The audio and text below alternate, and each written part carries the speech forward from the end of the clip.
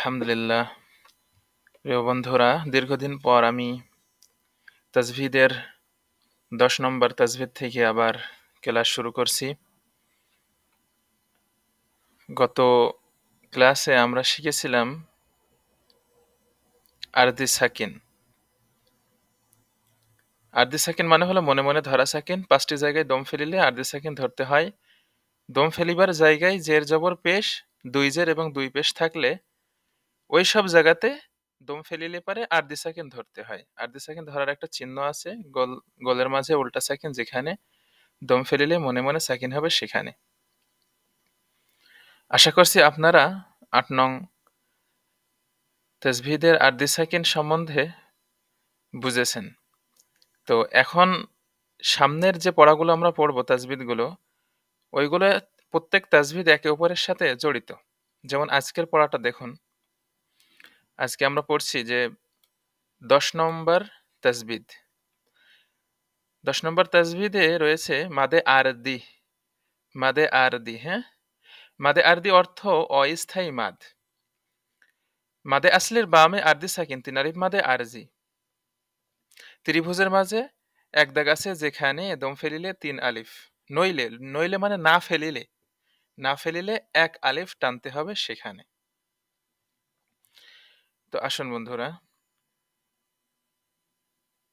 দেখুন এখানে বলছে যে মাদে আসলির বামে, মানে মাদে আসলির পরে আরদি সাকিন, 3 আলিফ মাদে আরজি। প্রথমে থাকবে মাদে আসলি, দম ফেলিবার জায়গায় মাদে আসলি থাকবে, মাদে আসলির পরে আরদি সাকিন হবে, তাহলেই মাদে আরজি তৈরি হবে যদি দম ফেলান। আর যদি দম না ফেলায় তাহলে পারে শুধু মাদে আসলি 1 আলিফ টান হবে। দেখুন হাজের হি, সিন আলিফ জবর সা, সিন সিফাতে সফিরা, সিজদাই সফিরা। তো সিন আলিফ জবর সা, জবরের বামে খালি আলিফ, তাহলে মাদে আসলি হইল জবরের বামে খালি আলিফ, 1 আলিফ মাদে আসলি। এখন মাদে আসলির পরে আরদি সাকিন, এই যে জবর আছে এখানে, দম ফেলিলি পারে আরদি সাকিন হয়ে যাবে। এখানে এই অক্ষরটাই জবরই থাকবে, কিন্তু মনে মনে আপনাকে যদি দম ফেলান তাহলে সাকিন ধরে নিতে হবে। এখানে এই বায়ের উপরে এখন জবর রয়েছে, এখানে যদি জের থাকতো, 2 জের থাকতো, 2 পেশ থাকতো, সেক্ষেত্রেও আরদি সাকিন হইতো।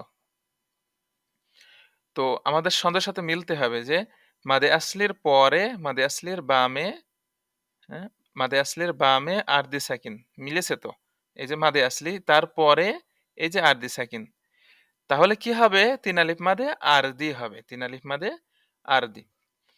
এবং এটা কিভাবে হবে? হাজের হেই, সিন আলিফ জবর সা, 1 আলিফ টানতা মাদে আসলি হইলেই, কিন্তু মাদে আরজি হইলে একটু বেশি টানতে হবে, 3 সেকেন্ড মতো। হেই সাব, সা টেনে বাই ঠেকা দিতে হবে। আবার বাই তো আবার সাকিন আছে, তো বাই যদি মনে মনে সাকিন ধরি তাহলে বা তো আবার আপনার কলকলার অক্ষর, তাহলে পারে একটু কলকলাও করতে হবে শেষে আমাদের। তাহলে কি হবে?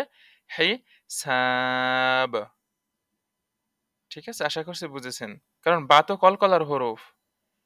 তো বায়ে যেভাবেই হোক, বায়ে যদি সাকিন হয়ে যায় তাহলে পারে তো কলকলা করতে হবে। সেটা আরদি সাকিন হোক আর আসলি সাকিন হোক, যেভাবেই হোক কলকলা করতে হবে। তো বায়ে যেহেতু সাকিন আসছে, তো কলকলার অক্ষরে সাকিন আসলে পারে সেগুলো যেখানেই থাকুক না কেন কলকলা আদায় করতে হবে। তাহলে প্রথমটা হলো হিসাব। এরপরে দেখুন ওয়া জবর ওয়া, ওয়া লাগবে নুনের সাথে, ওয়ান। এই আলিফ এইভাবে, এইটা আলিফ, আলিফে জিয়াদা। জিয়াদা মানে অতিরিক্ত হরফ। অতিরিক্ত এভাবে আলিফ, কখনো লাম, এই যে এখানে লাম রয়েছে, আলিফ লাম, এটা নির্দিষ্ট বোঝানোর জন্য আসে। তো এগুলো জিয়াদা অক্ষর। জিয়াদা অক্ষর উচ্চারণ হয় না। জিয়াদা অক্ষর কি লেখার সময় লিখতে হয় কিন্তু পড়ার সময় পড়তে হয় না, সেগুলোকে বলে জিয়াদা অক্ষর। তো এই যে এখানে আসছে জিয়াদা অক্ষর, জিয়াদা আলিফ, জিয়াদা লাম। তো এই দুইটা আমরা পড়বো না, আমরা ডাইরেক্ট এই যে নুনের উপরে তাসদিদ রয়েছে, এই নুনে ঠেকাবো ওয়াটা। তাহলে কি হবে? ওয়া লাগবে নুনের সাথে, ওয়ান। নুনের উপর তাসদিদ গুন্না করা ওয়াজিব, কালো তারকা যেখানে গুন্না হবে সেখানে পুরনো পড়া। এরপর নুন আলিফ জবর না, দেখছেন এখানে গুন্নাও হলো, আবার এই নুনের উপরে জবর রয়েছে, জবরের পরে খালি আলিফ রয়েছে, এই কারণে আবার মাদে আসলিও হইল। তাহলে আমাদেরকে বুঝে বুঝে প্রত্যেকটা তাজভিদ বুঝে বুঝে পড়তে হবে, এবং বুঝে গেলে, একবার বুঝে গেলে সব সহজ হয়ে যাবে। তো ওয়া লাগবে নুনের সাথে ওয়ান, নুন আলিফ জবর না, জবরের বামে খালি আলিফ। আমরা প্রথমে মাদে আসলিটা চিনবো, তারপরে আমরা মাদে আরজি দেখবো। তো ওয়ান, নুন আলিফ জবর না, এরপরে মাদে আসলির পরে এই যে আবার আরদি সাকিন আসলো, কারণ সিনের নিচে জের আছে, আবার পরে দম ফেলিবার জায়গা, তাহলে জের আছে দম ফেলিলে আরদি সাকিন হয়ে যায়। তাহলে কি হবে? ওয়ান নাস। বেশিরভাগ জায়গায় তো আমরা তো দমই ফেলাই নাকি? যেমন আলহামদুলিল্লাহি রাব্বিল আলামিন, আর রহমানির রহিম। যদি দম না ফেলে আর রহমানির রহিম, মালিকি ইয়াউমিদ্দিন, রহিমি, রহিমি মালিকি ইয়াউমিদ্দিন। এইগুলো আলেমরা যখন, মসজিদের ইমামরা যখন আমরা নামাজ পড়ি, তারাবির নামাজ, দ্রুত সময়ের মধ্যে যখন আমরা নামাজ পড়ি, তখন আমরা ওই যে মাদে আরজির জায়গায় শুধু মাদে আসলি এক আলিফ টেনে পরের অক্ষর পড়ে চলে যায়। ঠিক আছে? মানে দম ফেলেবার জায়গায় দম আমরা ফেলি না। সেই ক্ষেত্রে কিন্তু এখন যেহেতু আপনারা নতুন শিখছেন, তাহলে এবং সাধারণভাবে আপনারা শিখছেন, তো আপনাদেরকে এখন সব জায়গায় দম ফেলানোটাই উচিত, এবং এইটাই আপনাদের জন্য নিরাপদ এবং শুদ্ধ হবে। তাহলে কি হবে? ওয়া লাগবে নুনের সাথে ওয়ান, নুন আলিফ জবর না, না ৩ আলিফ টেনে আমাদের সিনে ঠেকাতে হবে। তাহলে কি হবে? ওয়ান নাস, এবং সিন সিফাতে সফিরা শেষ দেয়। সফিরা দেখছেন? কলকলার মতনই আরকি। তাহলে কি হবে? ওয়ান নাস। নুনে গুন্না করলাম, এরপরে ৩ আলিফ টানলাম, টেনে নাডা বা সিনের সাথে ঠেকিয়ে নাস। সিনে যেহেতু আবার শীষ আছে, তাই একটু শীষও দিলাম। আর আইন ওয়াকফে রুকু দম, এইখানে দম ফেলাতে হবে। এরপর দেখুন কাফ খাড়া জবর কা, কাপের ওপর খাড়া জবর এক আলিফ মাদে আসলি। ফাজের ফি, কাফি। রওয়া পেশ রু, পেশের বামে ওয়াও সাকিন এক আলিফ মাদে আসলি। এবার মাদে আসলির পরে আরদি সাকিন, এই যে জবর রয়েছে দম ফেলিবার জায়গা, তাহলে আরদি সাকিন হবে। তো রওয়া পেশ রু, পেশের বামে ওয়াও সাকিন এক আলিফ মাদে আসলি। মাদে আসলির পরে আরদি সাকিন, রু টেনে এখন নুনে লাগাতে হবে। তাহলে কি হবে? রুন। নুনে তো আর কলকলাও নাই, সফিরাও নাই, তাই রুন। কাফিরুন, কায় এক আলিফ টান আছে, কাফিরুন। ফি আর টান নাই। প্রথম অবস্থায় আপনাদের একটু মানে সব জায়গায় টানার অভ্যাস হয়ে যেতে পারে, তবে আস্তে আস্তে এটা ঠিক হয়ে যাবে। যেমন অনেকে এভাবে পড়তে পারে যে কাফিরুন, এভাবে হয়ে যেতে পারে আর কি। তো চিন্তার কিছু নেই, আস্তে আস্তে ঠিক হয়ে যাবে। এরপরে দেখুন আইন খাড়া জবর আ, আইনের পর খাড়া জবর এক আলিফ মাদে আসলি, এক দাগে রয়েছে, এক আলিফ টানতে হবে এখানে। তো বাজের বি, আ বি। দালোয়া পেশ দু, মাদে আসলি, পেশের বামে ওয়া সাকিন, মাদে আসলি। মাদে আসলির পরে নুনে জবর রয়েছে, জবর আছে, এবার দম ফেলিবার জায়গা, তো আরদি সাকিন হবে। তাহলে দুন, কি হবে?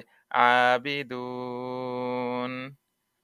এরপরে হামজা খাড়া জবর আ, হামজা বলছি, আলিফ বলবেন না, আলিফকে হামজা বলে পড়বেন। হামজা খাড়া জবর আ, মিম ইয়াজের মি, জেরের বামে ইয়া সাকিন এক আলিফ মাদে আসলি। মাদে আসলির পরে আরদি সাকিন, নুনে জবর রয়েছে, জবর আছে, দম ফেলিলে আরদি সাকিন হয়ে যায়।